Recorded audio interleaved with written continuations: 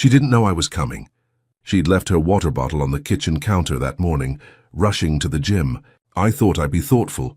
Bring it to her, maybe grab lunch after her session. When I walked in, I froze.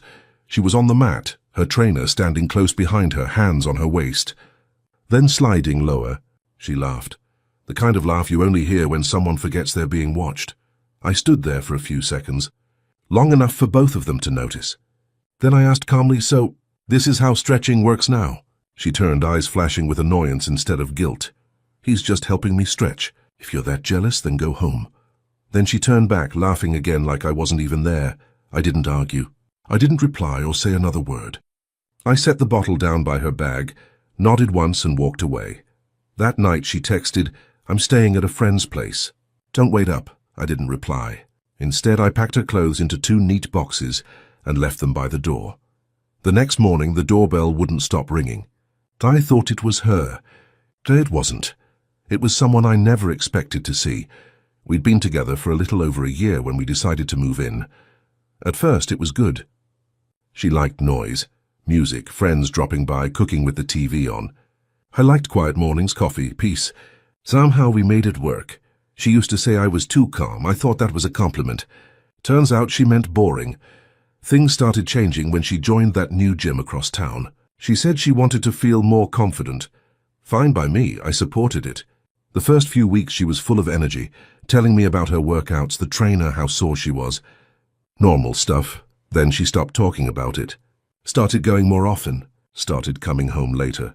Her phone started living face down. If it buzzed, she'd grab it fast. I asked once, "Everything good?"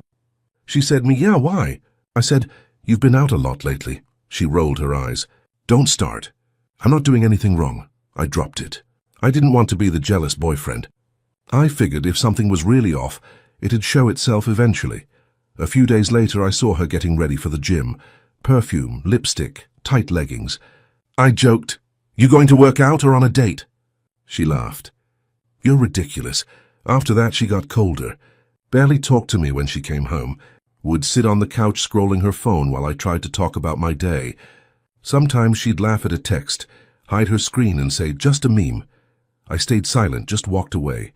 I thought, maybe she's stressed, maybe it's just a phase. But deep down I already knew. One night we were eating takeout and her phone lit up on the table. A message popped up. "You killed that session today." I didn't recognize the name. She snatched the phone instantly. "You're not jealous, are you?" she asked. "Should I be?" I said. She rolled her eyes. "God, you're paranoid." "It's just my trainer," I nodded. Didn't argue. I finished my food, cleaned up and went to bed early. She didn't come in until after midnight. After that, I stopped trying. You can tell you've been replaced. They look at you like furniture. We still lived together, but it felt like we were roommates. She'd go to the gym, come back late, shower and go straight to bed. Then came the morning everything changed. She rushed out, half awake, running late for her workout. Kissed me on the cheek, grabbed her bag and left.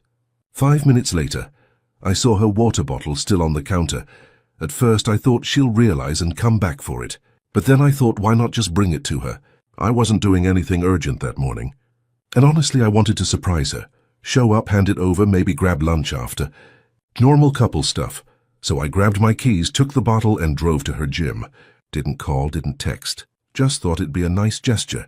Funny how a simple drive with a water bottle revealed who she really was. So I show up at the gym. I walked in to surprise her at the gym, not knowing what I'd see. I walk in, hand on the water bottle, just planning to drop it off and maybe say hi. I didn't even make it to the front desk before I saw her. She was on one of those stretching mats near the back, with her trainer, some guy I'd seen once in her stories. Except this wasn't training. He was behind her, holding her hips, leaning close, whispering something in her ear. Then his hand slid lower and she laughed, loud. You know that moment when your brain just stops checking if it's real? That was me. I just stood there for maybe 5 seconds before walking over. When they noticed me, he stepped back. She didn't even flinch. "Oh, hey," she said, smiling. "You didn't tell me you were coming." "You forgot this," I said, holding up the bottle. "Oh, that's sweet." Then she noticed my face and added, "He's just helping me stretch. If you're jealous, go home." I said, "Yeah, looks like a deep stretch." The trainer chuckled under his breath. She turned to him and laughed too. Then she looked back at me and said, "If you're that jealous, just go home. I'll see you later." And that was it. Like I was some random guy interrupting her fun. I didn't say another word. I set the bottle down beside her bag, nodded and walked out. Didn't speed up, didn't slam anything. Just walked. There's a point where anger doesn't even come. It's too far gone. You just feel done. I got home, sat on the couch for a while, just staring at the wall. I didn't cry or rage. Just blank. She didn't text. Not that night, not that afternoon. Around 11 p.m. she finally messaged, "I'm staying at my friend's place. Don't wait up. I read it twice." Didn't reply. Then I got up, grabbed 2 boxes from the closet and started packing. Her stuff, clothes, shoes, makeup, hairdryer, all went in the boxes. I folded everything neatly, not out of respect, just because chaos wasn't going to be the last thing she left me with. Her toothbrush, her perfume, her phone charger, all of it. Then I wheeled her suitcase out, set it beside the door. When I was done, the apartment looked clean again. Quiet. It was like she'd never been there. I went to bed and slept straight through the night. First time in weeks. The next morning I woke up to the sound of the doorbell. It kept ringing over and over. I figured she'd come back to grab her stuff or pick a fight. When I opened the door, it wasn't her. It was a woman I'd never seen before. Early 30s, eyes red like she'd been crying. She held a phone in her hand. "Are you her name's boyfriend?" she asked. "Not anymore," I said. "Why?" She looked down, hesitated, then showed me her screen. Messages, photos, videos, the trainer. My girlfriend. Together. Flirty texts, hotel check-ins, pictures from the same day she told me she was at girls' night. I just nodded and said, "So you're his wife?" She nodded back. "Yeah, I thought you should know." We stood there in silence for a moment. I think she was waiting for me to yell or get angry. But I didn't. I said, "Thanks for showing me." "But you didn't need to. I already knew." She looked at me, kind of surprised, and said quietly, "You're taking this really well." I shrugged. "He can have her. She fits his kind of mess." She smiled, and sad but understanding, and left. I went back inside, made coffee, and watched the boxes by the door. Around noon, my ex finally showed up. She froze when she saw her stuff packed up. "What is this?" she said. "Your things. I figured you'd want them." She started tearing up immediately, switching from sad to angry in seconds. "So you're just kicking me out?" "You left already," I said. "I'm just helping you finish it." She started yelling, saying I was overreacting, saying it was nothing, that the trainer was just a friend. Then the classic line, "You'll regret this." "You'll never find someone like me," I said. "That's kind of the point." She stood there, crying and cursing, but I didn't say another word. Eventually she grabbed her suitcase and left. I closed the door, locked it, and just sat down. 2 days went by after I kicked her out. Honestly, I didn't expect any. She was the kind of person who'd rather double down than admit she was wrong. Then, on the 3rd morning, I got another knock on the door. Same woman, the trainer's wife. She looked calmer this time, like she'd already cried everything out. She asked if she could come in for a minute. We sat down at my kitchen table. She said, "I'm sorry to bother you again. I just thought you should see something." She showed me screenshots from her husband's backup account, DMs, videos, timestamps, even receipts. Apparently, they'd been seeing each other for almost 2 months. Mostly hotel meetups after late training sessions. I just nodded while scrolling. Nothing surprised me anymore. When I handed the phone back, I said, "You're handling this better than most people would." She laughed a little.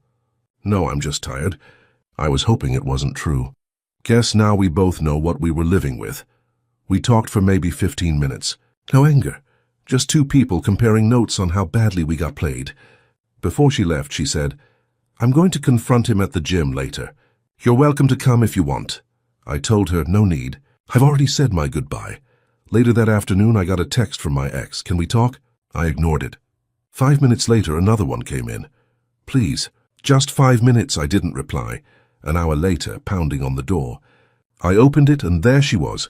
Red eyes, mascara running, same gym bag hanging off her shoulder. "You can't just throw me out like that," she said. "I already did. You don't understand. It wasn't serious. It was just stupid. I made a mistake. You made several," I said. She started crying harder. Tried to step inside, but I blocked her. "I ended it with him," she said. "It didn't mean anything." "It meant enough for you to laugh in my face while he had his hands on you." She stopped crying for a second and glared at me. You think you're so perfect? You never even fought for me. You just gave up. I said, no, you gave up. I just noticed first she didn't like that. Started yelling about how I'd regret this, and how he meant nothing, and that I'd never find someone who cared like she did. I told her, you're right. I'll find someone who respects me instead. That shut her up for a second. She looked around, saw her boxes still stacked near the wall, grabbed one, dropped it, then stormed out. That night I finally blocked her, not out of anger, just to end the noise. The next day I went for a run trying to clear my head. As I passed the gym I heard yelling, real chaos. Curiosity got me, so I slowed down. Inside, through the glass, I saw her, my ex, and across from her, the trainer's wife. It looked like something out of a bad reality show. People watching, phones out, shouting. The wife was letting her have it, calling her out for every lie, every excuse. The trainer tried to step in, but she pushed him back. My ex looked terrified, not because of the scene, but because it was public. Her perfect image cracking in front of everyone. I didn't stick around. Just kept walking. Didn't feel smug. Didn't feel pity either. It just felt over completely. Later that night, the trainer's wife texted me one last time. Guess it's all out now. He's out of the house. Thanks for not losing your cool. You made it easier to walk away, I replied. Good for you. Hope you find better. That was it. It's funny. I used to think closure came from big conversations, apologies, final talks. Turns out sometimes closure is just watching someone's lies collapse without you having to lift a finger. After the scene at the gym, everything went quiet, and it was the best sound I'd heard in months. The first few days I didn't really do much. I just cleaned, washed every towel, vacuumed the floor, changed the bed sheets. Not because I cared about being neat. I just wanted every trace of her gone. Every trace of her gone. When I was done, the apartment finally felt like mine again. It was weird. Too quiet at first, but I got used to it fast. About a week later, the messages started coming in. Different numbers, same person, can we talk? I just want closure. You'll regret ignoring me. That last one made me laugh. I blocked them all. A few days later, a mutual friend texted saying she'd been a mess. Apparently, the trainer got fired after the public fight.